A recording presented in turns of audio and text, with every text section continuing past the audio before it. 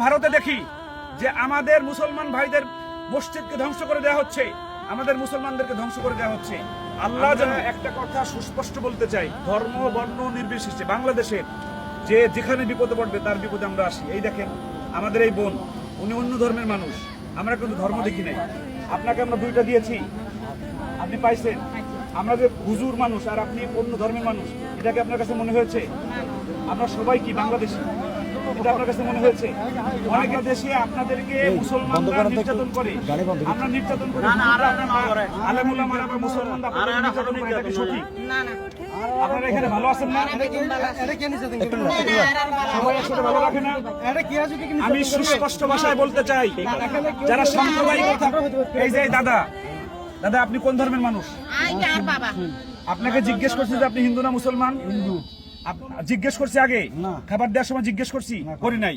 আমাদের দেশের ভাই, পরিচয় একটা বাংলাদেশি, উনি হিন্দু না মুসলমান না এটা আমাদের দেখার দরকার না। উনি বিপদে পড়ছে, বিপদে আমরা আসছি না? আপনাদেরকে কখনো কোনো নামাজিতে, নামাজ যারা পড়ে মুসলমান, কোন দাড়ি টুপিওয়ালা মানুষ আপনাদের নির্যাতন করেছে? করে নাই।